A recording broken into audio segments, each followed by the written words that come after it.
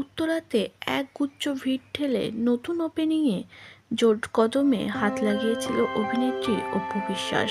তাকে দেখা গিয়েছিল ওয়েস্টার্ন লুকে, ব্ল্যাক কালার উইন্টার ড্রেসে। দারুণ লাগছিল তার সেই লুক।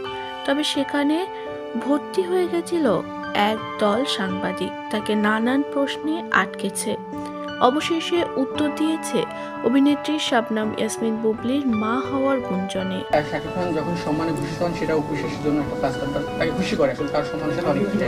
আবার শাকিব খান নিয়ে যখন আলোচনা সমালোচনা হয় তখন সেটাও আসলে অপু বিশ্বাসের ক্যারিয়ার জন্য, অপু বিশ্বাসের জন্য আসলে এটা নেতিবাচকতা।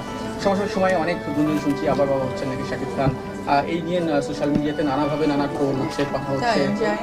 কি হচ্ছে আবার আপনারা একটু বলেন না, আজকে আমার আপনাদের জন্য ফুল ফ্রি, কারণ আপনাদের এই ক্যামেরা এবং আপনারা পার্সোনালিটি সবাই বিভিন্ন প্রোগ্রামে উপস্থিত হন, যে প্রোগ্রামে হয়তো বা আমি শিল্পী না হলে উপস্থিত হওয়ার মানে জায়গাটা থাকে না, বাট একমাত্র পার্সন যারা আপনারা জার্নালিস্ট, আপনাদের সমস্ত প্রোগ্রামে যান।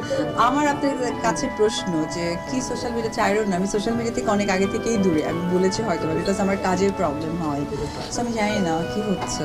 দিদি আপনার ফেসবুকে আপনি একটা স্ট্যাটাস দিয়েছেন হয়তো বা ফিতা কাটা নিয়ে বলেছি, মাত্রই তো বললাম। একটু জানতে চাই সাকিব ভাই এবং আপনারা দুজনেরই সিনেমা আসতেছে, সেই বিষয়ে একটু কি বলবেন? এটা তো অনেক ইন্টারেস্টিং। আমার মনে হয় আমার এবং শাকিব খান আমাদের দুজনের সিনেমা ইন্ডাস্ট্রিতে আসলে আমার মনে হয় যে যারা ভক্তকুল আছেন, যারা সব সময় শাকিব অপুকে পার্সোনালি সাপোর্ট করে এসেছেন, যদিও এক ফ্রেমে সাপোর্ট করেছেন, সেই ক্ষেত্রে হয়তো বা আমাদের দুইভাবে রিলিজ হবে।